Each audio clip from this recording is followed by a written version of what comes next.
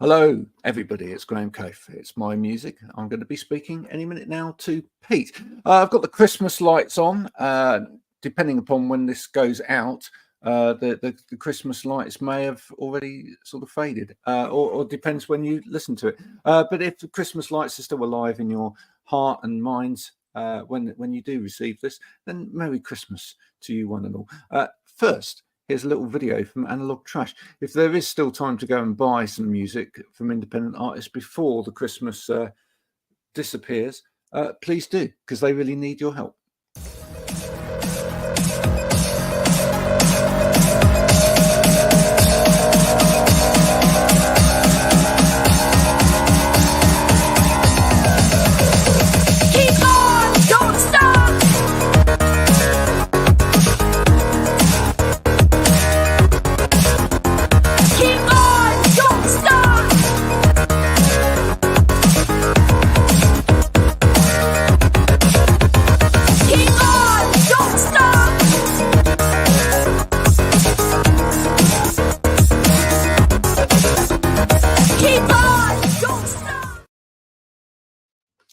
Pete, thanks for joining me.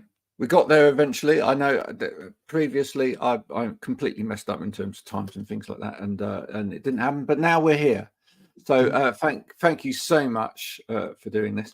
And Pete has what are you calling it? Are you calling it a band, a moniker, a project called Diving at Dawn? Diving at Dawn. Yeah, that's a good question. I suppose it's a moniker, really, but it's a solo project. But it's definitely not a band because it's basically just me. Yeah. So, some people like to call it a band, even when it's just them, just in case they can bring other people into it. Yeah. Do you ever bring other people in at all? Or... Yeah, I do. I have done in the past. I've done gigs with other musicians, but 2023, it's all been just me. Yeah.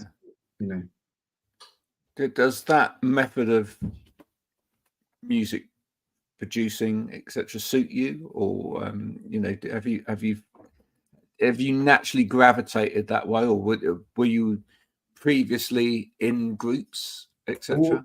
Always in groups. I've never done anything solely by myself before.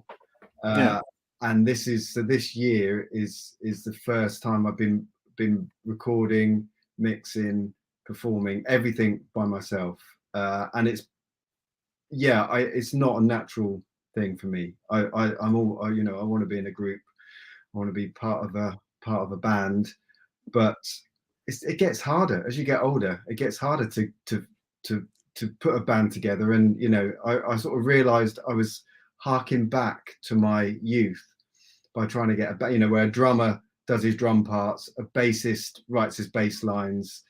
So, a true band, not just a collection of musicians who are playing for me, so to speak. Yeah. And then I started to try to get a band together, and I was like, it's not happening. And I realized that I was probably the main problem in that situation anyway, because I've been doing this so long. I'm so sort of long in the tooth. I thought, I'm just going to do it by myself and see what happens. Yeah. So that's what this year's been about, really. It's probably the hardest part of my job is getting people together. Yeah. And it just sounds like such an easy thing. It really does.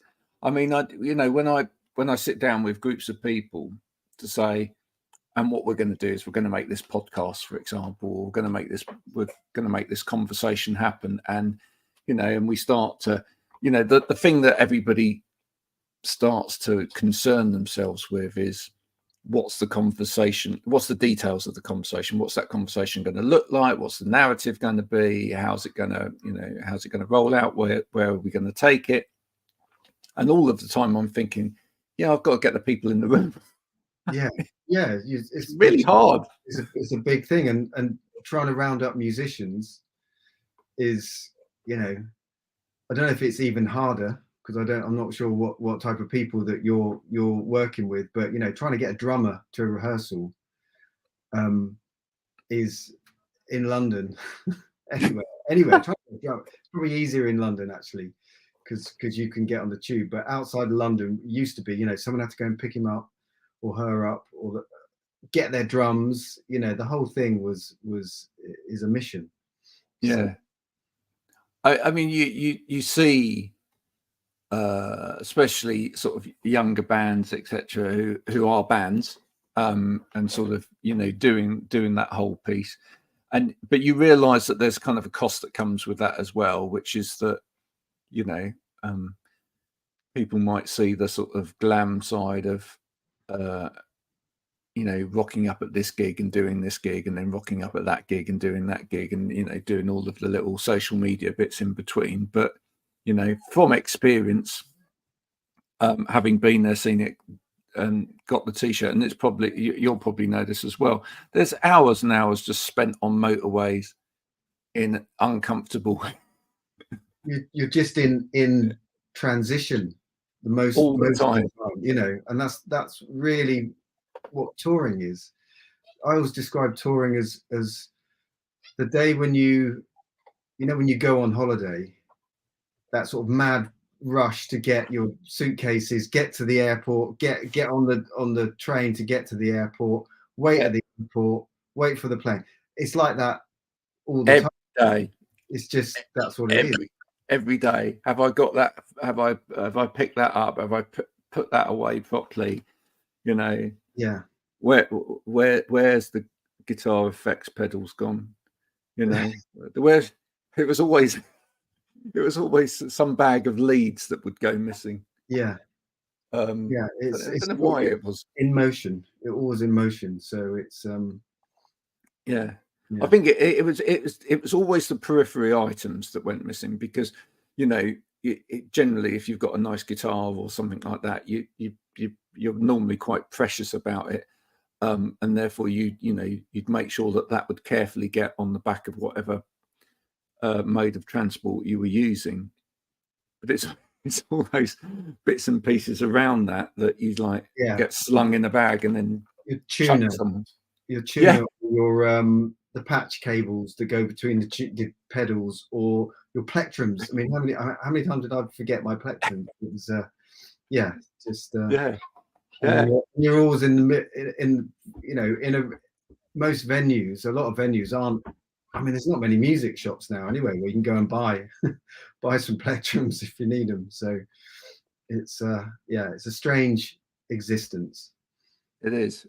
So tell us, you know, so you've kind of almost by accident found yourself writing, producing alone in a way, probably partly due to, you know, everything that's happened in the last couple of years as well. That's probably, for a lot of people, I think, kind of expedited the amount of people that are out there sort of making recordings on their own. And they could, did you find that there was some positive sides to it as much as the sort of perhaps negative sides of not being in the band and the social aspect? Yeah, well, there's two. I'd sort of divide that into two parts, really. There's doing gigs, that's the social aspect. But in the recording studio, once you've done your takes and, you know, everyone's got their stuff that they want, I like to be left alone and just to get on with it. And so COVID allowed me to do that, and I was left alone, and I was really busy. I was making albums remotely, and that's sort of really, I think it's interesting that you bring that in as a pre to where I am now. It definitely gave me the sort of the skills and patience to work by myself, although it was still really hard to you know, beginning of this year, the first 6 months of recording was really tough. I was just, you know, doubting myself, just to, you know, it took a lot of blind faith to get somewhere, really. Do you know what? I haven't heard people talk so much about imposter syndrome, if you like, whether you use that term or not, but that kind of feeling am I good enough, or am I doing this right, or am I, what on earth am I doing here? As I have done in the last year and a half or so. I hear it all the time across every sector, across every kind of space. Do you think that is partly down to our isolated existence, us all working in sort of microcosm wherever we are, or is there something more to it than that? Well, I guess if I, all my experiences in music, so I put it down to the band sort of thing again. If you're in a band, you come up with an idea, someone will go, "That's rubbish," or actually, no, that's all right. Yeah, let's keep going. It's validation. Yeah, you get something. Yeah, so you get something and you keep going. But when you're just, especially for me, when I'm left by myself, I just overthink things and just put obstacles in my way. And that's what this year has been about for me, is trying to get rid of all this sort of extra baggage that I'm bringing along to myself. Yeah, but it's interesting you're saying that other people, you're noticing that. I don't know if that would be because we're aware of it now. Everyone is. Maybe people are more self-aware that they can. Yeah, I think people are more self-aware. I think I think there's a greater overall narrative around I suppose mental health and personal well-being that is greater than there's ever been before anyway. So I think that probably feeds into it. I think we're probably more aware of perhaps the yardstick by which we all measure ourselves by more, because of the rapid amount of information that's available online.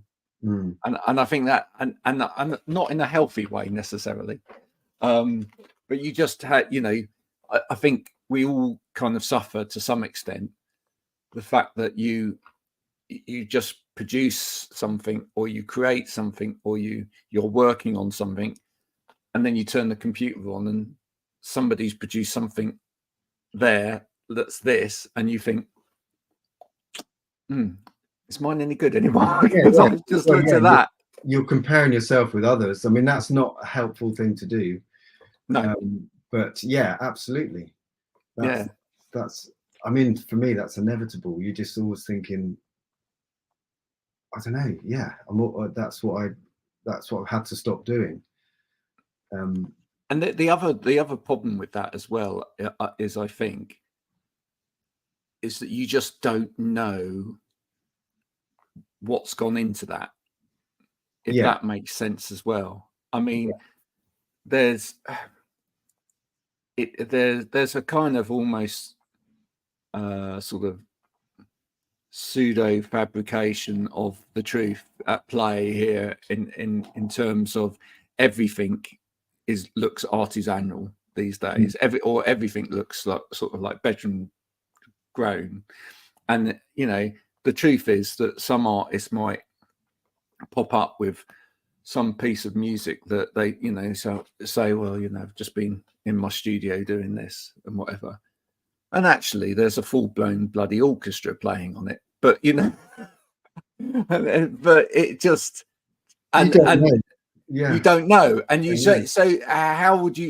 on earth would you then replicate that with your little synth emulator at home to sound exactly like that? And you think, and then actually later on you find out that two of the world's top producers were involved in helping put that backing together, and as I say, there was an orchestra on it and all sorts of things went into it, which would just take it to a different level from someone that was sitting in their bedroom. Having said all of that, does it actually make it any better? Because sometimes the rawest of things can be the best of things, Yeah. Well, I found that, I don't know, I suppose because I've got a studio. I've had a studio for 20 years, and you can do anything. I can do anything in it. I did do a track. There's a track I released 4 or 5 years ago called The Humbling of a Good Man, where I did record a 24-piece orchestra. It was remotely. I was in this room, and Wow. they were where was it? I can't remember. It was Prague or somewhere. I think Prague. Sounds good anyway, doesn't it? Prague Orchestra. Yeah, it was great, and they had everything set up. I just, they sent me a link. All the musicians were there, and I heard this amazing thing come through my studio speakers. So to me, I sort of imagined that they were in the room. I was in Abbey Road. This was a control room. They were in the next room. So we were that was how it worked. But I actually ended up finding all the possibilities, the endless possibilities of all the technology really stifling. And I found I had to that was one of the things that clicked for me, was when I made the decision to work by myself. I thought, well, if I do everything myself, that's a limitation, and that gives me something to work towards, because I could get someone to come in and play the drums. I could get someone to do this and all that, but I kept going around in circles with that. So I needed to sort of step back and just say, the limitation is me. And that's what all these records have been. I've done everything on them.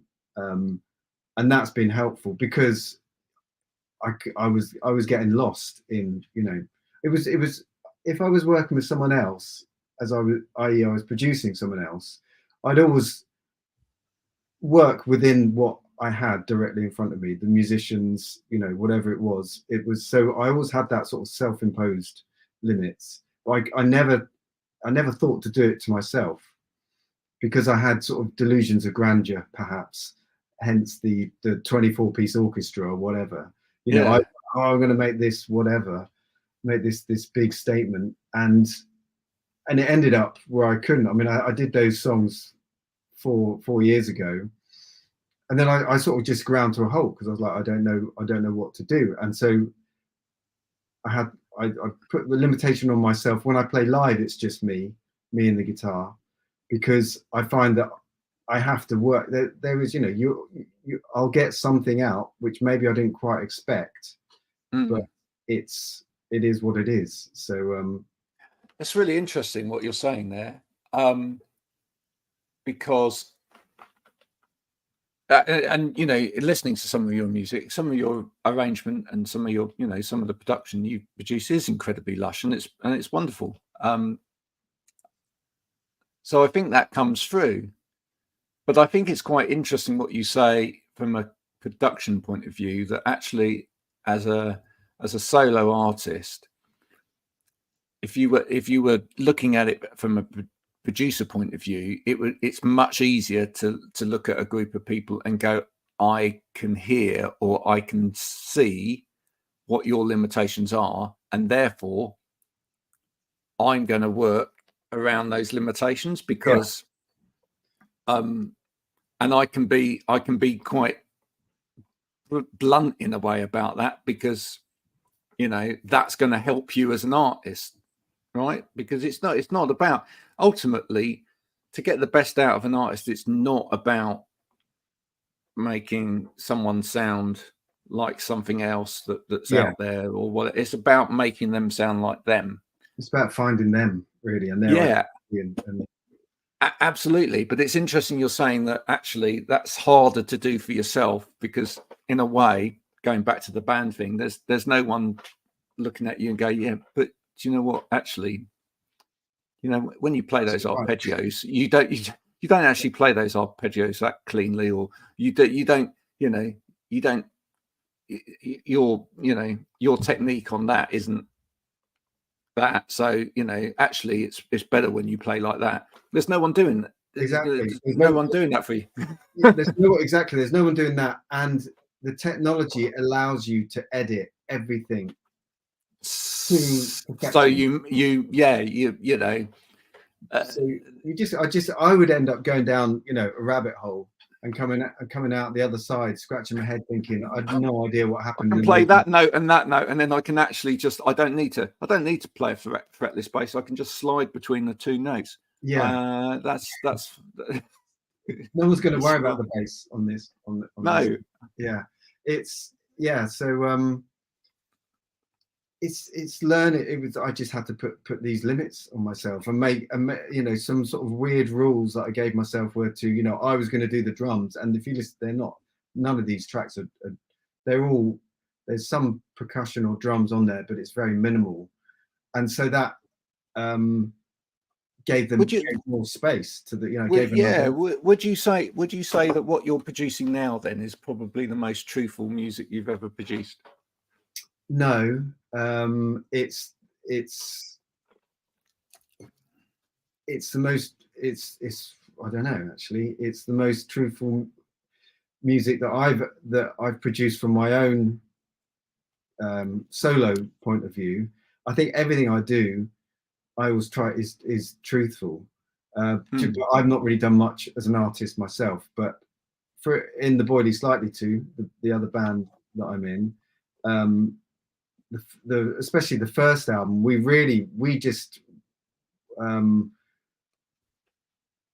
had this set of limitations. I mean, I had to look back to how I worked. You had to look back to go forward. Yeah, exactly. And back then we would go into in our bedroom, record we'd record about 3 hours and then go to the pub, and we had no expectation, no pressure, and we just found that these 3 hours we were just tapping into this sort of creative moments, recording them, walking away, coming back the next week, and we're like, oh wow, that's great, it sounds good, doing a bit more. We had this very relaxed, but it was all the time we spent in the studio was or the bedroom was productive, because we just let the stuff come out, recorded it, and forgot about it until the next week. So there was we weren't editing ourselves, second guessing ourselves, all that sort of stuff. So that was incredibly honest. And at the end, we just had these tracks that sort of, that's how it was made. And I think I've always tried to be honest with where I'm at, but I couldn't do it by myself because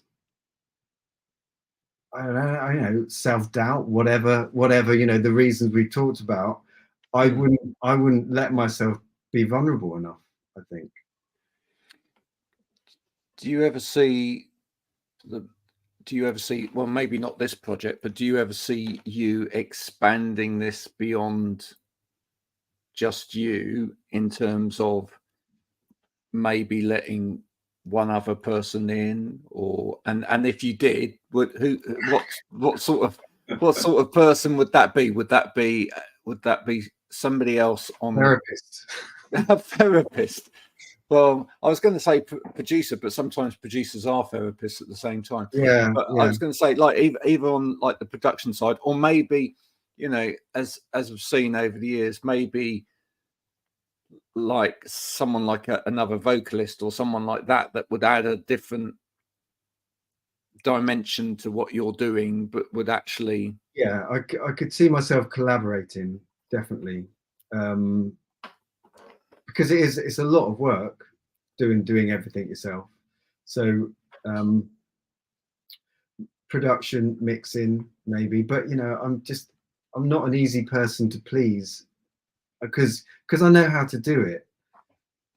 I'm such a weird sort of space where I'm not I'm very experienced, so I know what I want, but sometimes I don't know how to get there. So I just try lots of different things, and it's,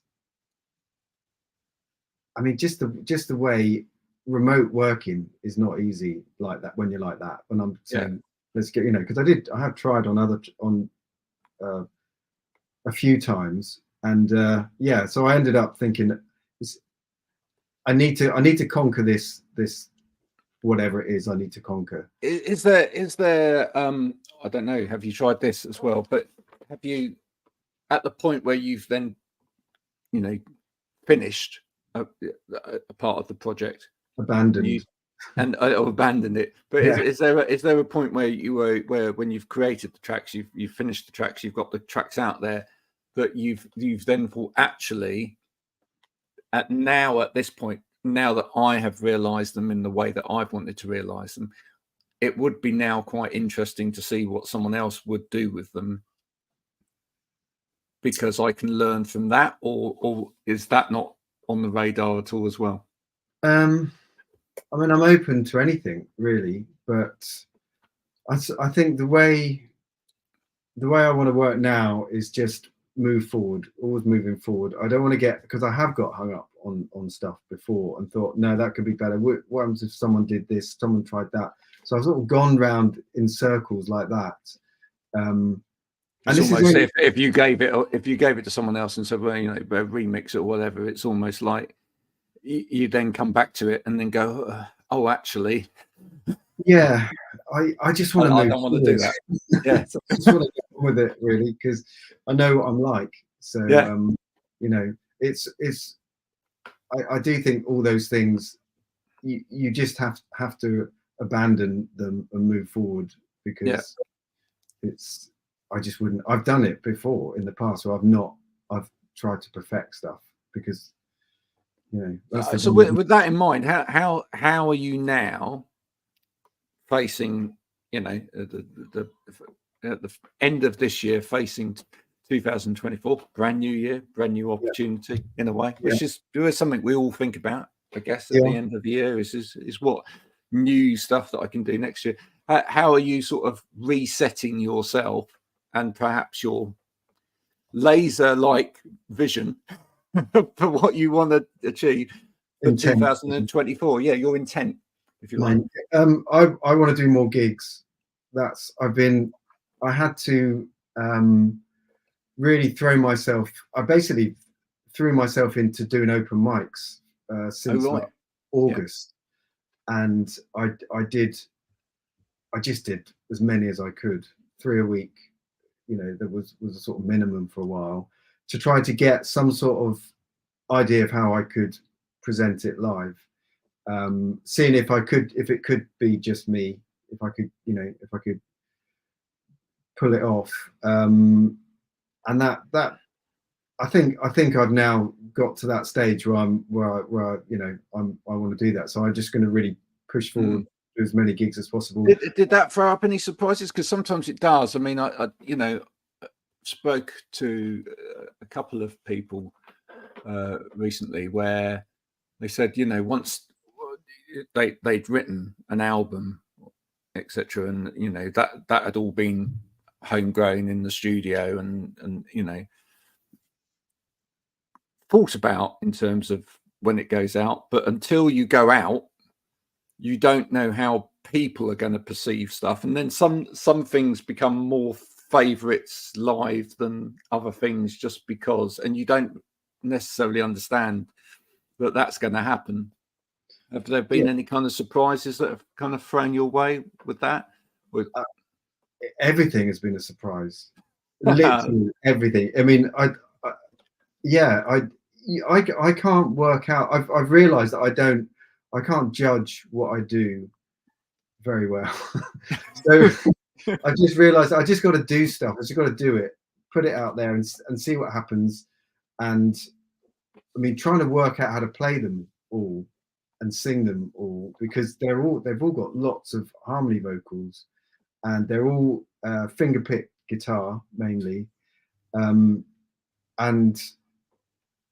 so it's been a lot of work to just find an interpretation of the song that is like the recording enough, but people go, oh yeah, that sounds vaguely familiar, but yeah, it's all I have no idea what works better than, if one song works better than another one, because it changes every time.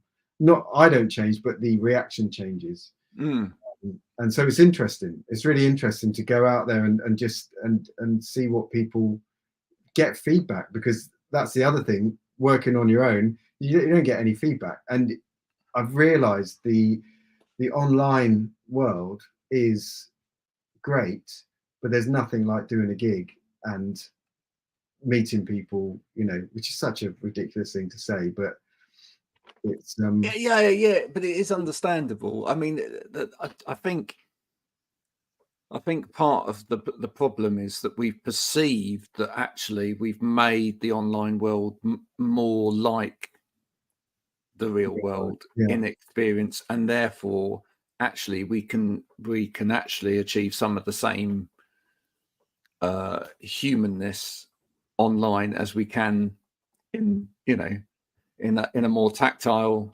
engaging world. But actually the truth of the matter is we can't. No. And I suppose the sort of ultimate sort of expression of that, or the litmus for that, is the kind of throwaway statement where if you release something on as a reel on Instagram or whatever, and you get people going, brilliant, very good, awesome, lovely, one word expressions, which actually are very throwaway and mean nothing. Yeah, and they don't actually tell you anything. No. So it kind of feels like you've got this immediate response and it's potentially doing something. Yeah. But very rarely does someone stop. In fact, you notice it online, don't you? I think if like suddenly you're going through a feed and someone gives you a diatribe about, actually this has been very emotional for me, and then explains why it's been very emotional, or they say, this is utter shit, whatever. You actually notice it because it's like, oh, hang on. We connect with it. Yeah. There is some form of connection in that. Yeah. Yeah. Because 99.9% of what people throw back at you online is just almost validation that they were there. It's this the whole selfie thing, right? Yeah. Again, which is that I was at this concert, I was at Niagara Falls. I didn't actually pay any attention to Niagara. I was just looking through my phone. I know that's the main thing. When you go to gigs and you see everyone just looking at their phones at the gig, that's weird. I find that really strange, because when I was a kid and went to gigs, all I wanted to do was be in the room with those performers. That was my thing, was to say that I've been in that room, same room, as whoever it was, and I was like glued to the stage, looking for any little signs of something out of the ordinary, something interesting to that would make it memorable. And now everyone's just sort of trying to take a picture, and then taking a picture themselves at the gig. It's like, it's incredible. It's incredible behavior. But and that's, I don't want to go into the politics of that today, but I mean, it's something that's come to a head with a few performers. Lucy May Walker, who was on here, had a very public. She was on the BBC News about it, actually making a statement about it, and she was attacked by some other musicians about it, actually, who said, well, it's, if your performance was better, then people wouldn't be on their phone. But I mean, the truth of the matter is, no, that's not true. Everybody, that is a culture that exists, and I do think that sometimes it is a bit too much. I mean, especially when you have got a song which is incredibly personal and potent in terms of not only the music but the words, and it's something that's really, really, if people took a moment to focus on, it's because you're letting people into a very intimate part of your life sometimes. Yeah, but right? You can't expect anything back. That's it's so hard though, isn't it? It is hard. But you're there, you're doing what you do, and if people react and connect, then you shouldn't have abuse or hassle, or don't need to accept any of that. But how people react, I don't think you can. I was, when I was saying about the phone, I was referring to people just filming it and looking through the screen. I mean, I didn't even think about people sort of like answering messages or shopping or whatever. buying their last minute Christmas presents whilst watching the gig. Yeah. Well, that to me comes into an altogether bigger conversation, which I've had lots of times online about people being able to listen. You know, I generally do believe that a lot of people, and I think it's a skill that maybe has got lost. I'm hoping it's coming back with the increase in. I hope it's not just a collector thing, but I hope people who are buying vinyl and tapes and physical format music again now are actually doing what we used to do, which was sit and listen to the album, to it, to the whole thing. And it generally amazes people. I meet people still every day who go, "You actually listen to whole albums?" Yeah, because you know that it's more pleasurable to me, and you know, B, the artist has put the effort in there to create this. Generally, you know, why wouldn't you do that? But I do think a lot of people, and we've had a whole generation of it, have just heard music but haven't listened to it. I do. You know? My daughter's 18 and she's completely obsessed by music. So I do think I observe her and her passion for it, and she does buy vinyl, but not much because it's so expensive. You know, it's just so unaffordable, really. But and she's got albums that she absolutely loves. You know, so I take some sort of hope that people will. And I don't think that's a bad thing that it's quite unaffordable. I think it was in our day as well, to be honest. I mean, we really had to save up to buy your album that you wanted. But I think that whole thing of actually saying I'm committed to this, and I'm, you know, it's like the kind of pilgrimage down to the record store. I was thinking about this because it being Christmas, and I grew up in Aylesbury, which is I know it well. Yeah, Market Square heroes, exactly. So when I was a teenager, so 13, there was probably 2-3 regular proper record shops: Our Price, Oven Ready Records, and Record House.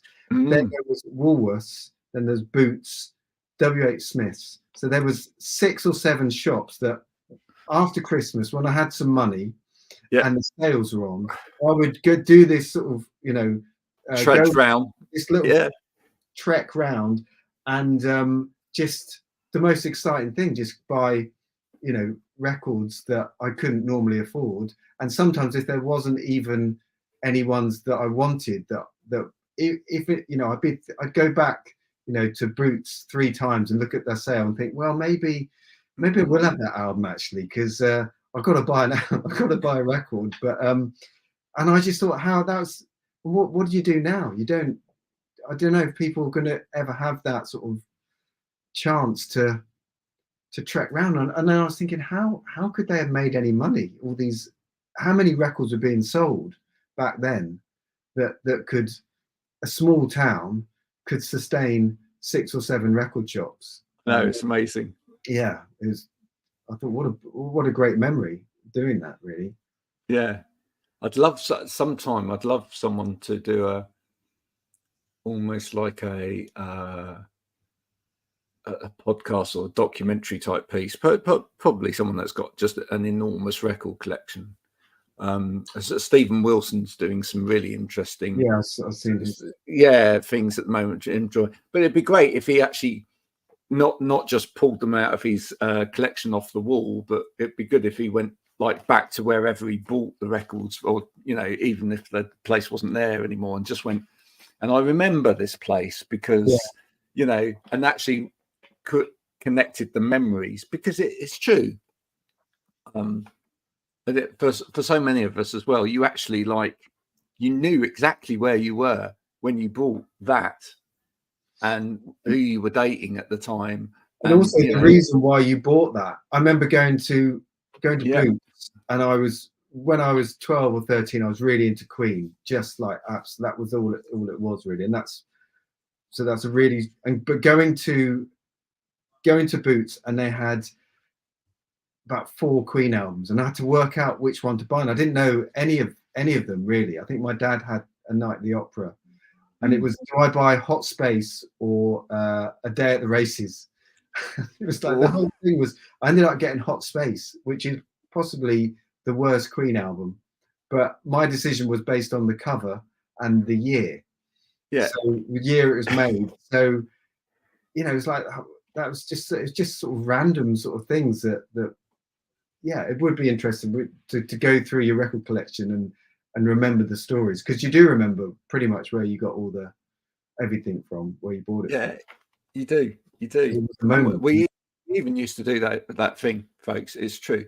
Where occasionally you would just go in, and the cover thing's interesting, where you just see a cover and the cover would actually grab you so much that you didn't even know what was on it. Yeah. But you just thought, I've got to buy that album because I've just got to find out what that sounds like inside because of the cover. And that's, I mean, in a way, that's testament itself to the whole piece, piece of art. I think that's important, very important. I mean, it's like this. This just arrived today. Look at that! What a fantastic. Yeah, that's lovely, isn't it?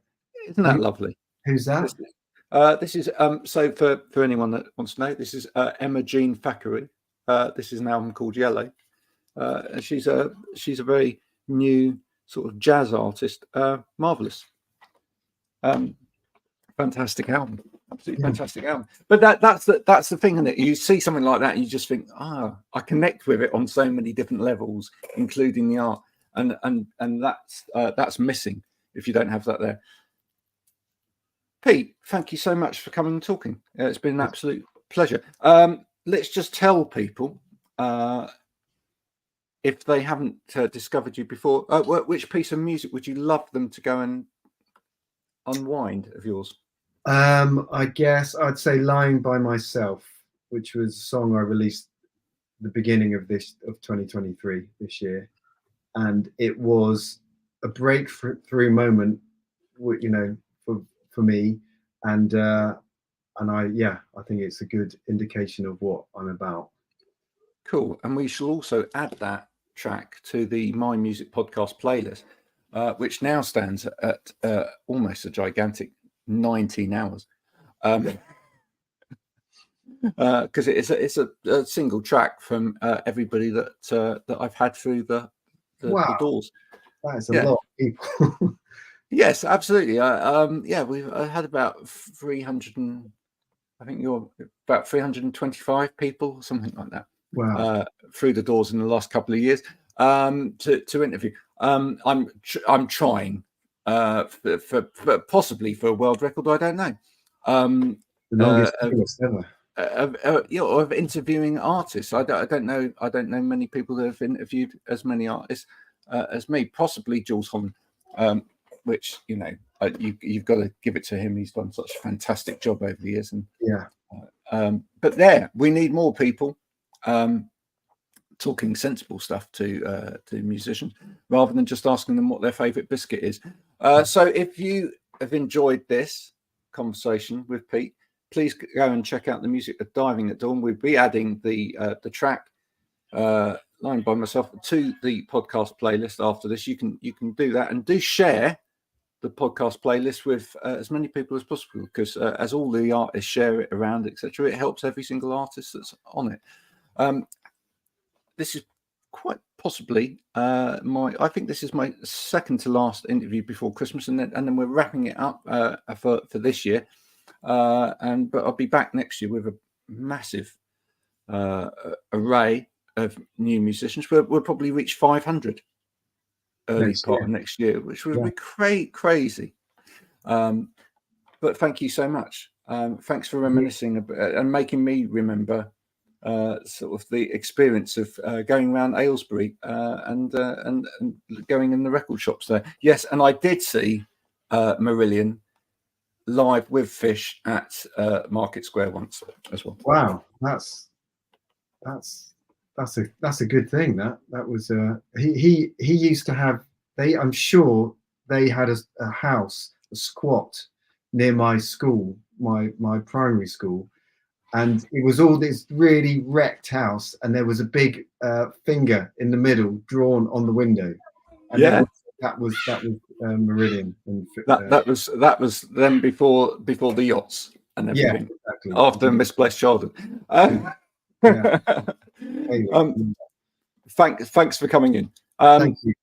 Do check out that song as well, Market Square Heroes by Marillion. If you've never heard it before, it's quite a treat guitar wise. Until next time, this has been My Music with me, Graham Cave. If you've enjoyed this, please do share with your friends. And if you haven't, well, you know where to go. Bye for now.